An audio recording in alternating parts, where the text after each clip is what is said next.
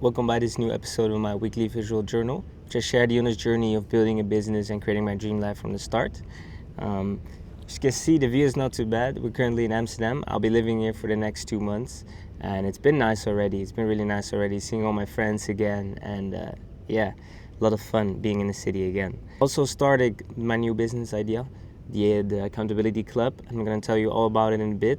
But first, a bit of a struggle I'm having is that I'm really lacking the consistency, and I feel like I'm spiraling down a bit.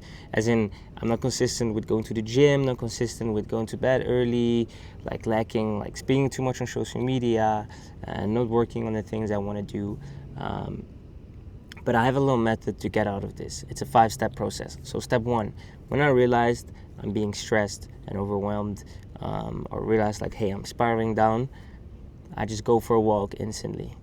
Then, step 2 is just sit/meditate for 10 minutes and just don't try to think of anything. Just relax and just see what comes up in you. Then, step 3, write down how you're feeling and why you're feeling upset. Trying to go to the root cause.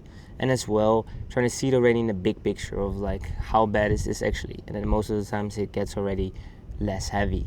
Then, step 4, just go exercise or play a sport to get my mind off it. And then step 5, and this is the most important one, put your phone away early and go to bed early. And if I do this for a few days, then I will never spiral down, because if you do this, you're not gonna feel bad anymore. And what I really try to keep remembering myself is take action from the purpose and the goals you set, and not from how you're feeling emotionally or how you're feeling in the moment.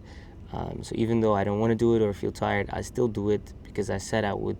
And if you're only going to take action from how you're feeling and from your emotions, you're gonna be not doing a lot. Let me explain the concept. An accountability club for young founders. This is a space where young, ambitious, aspiring, starting founders can come together and keep each other accountable and support each other to reach their biggest dreams and goals. And I feel this has really been missing for people that are just starting out or just have an idea, but then don't know where to start, basically. And I realized every time I am surrounded by the right people, I grow so fast. So I felt it wasn't out there, so I wanted to create it. And also, it's specifically for people that also value healthy lifestyle, want to improve themselves, but are still ambitious, but value a work-life balance, let's say. Let's quickly break down the exact steps I did until now to validate my idea. So the first thing is, my philosophy is first test, then the rest. And I try to keep reminding myself of this. First, really test it, validate it, and then build everything around it. I don't want to spend too much time on making a perfect solution already, because I don't know what the perfect solution is. So the first thing I did was just fill in a lean canvas quickly, and then be really clear on the problem I'm trying to solve. Because even though the solution might not be right, I know the problem I want to solve is helping young founders get to that next level, and then now I just need to find the correct solution to achieve this goal.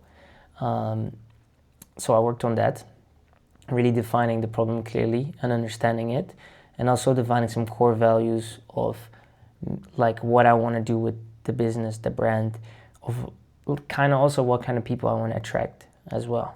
Then I did some simple market research, trying to come up with a name, initial pricing, but the key thing again is don't spend too much time on this. This shouldn't take longer than a week. You want to just move as fast as possible and get to the validation stage. So then the next step was I built the product, basically. And for me, that was to design the framework and come up with a place where people could be the club, basically the clubhouse, the club chat, which I decided to be in Slack. So I focused on the framework and focused on the flow and worked on this. Then I just made a very simple questionnaire in Tele to start gathering some feedback, but as well gathering the test group where people could sign up. And no website, no nothing yet, that's it. Then I just laid out a plan of what needs to happen more, the landing page, the tech stack, just really quickly what would be the next steps, but not executing on it. Once again, the key is keep this like as short as possible. This can take so long and thinking about branding and all these things, but just first get in the real world and test it. That's the mentality I'm trying to do with this. So then I already got some insights from the book, The Mom Test, because what I basically was doing was asking my potential customers, do you like this product? Do you like this idea? What do you think the pricing is going to be? And the book says, no, you need to come up with the solutions. You just need to ask what your potential customers, what their behaviors is. For example, what do you, like when you set a goal, like what's going wrong when you not achieve it? Have you ever bought something to keep you on track of your goals? Have you ever looked into buying, or did you join a community or anything? Then you see the real patterns and get real feedback. And you need to come up with the pricing, everything. You cannot, that's like, if you ask someone that, a potential customer, it's just guesswork. So that's a really interesting insight. And based on this, I actually revamped the tally because I had wrong questions, and as well already from some feedback from friends, I just made it better and more like that I can get more information out of it. And then as well, really be clear on my ideal customer profile, the ICP, and just trying to find more people and see where I can gather these people, where I can target these people so I can get the most out of it.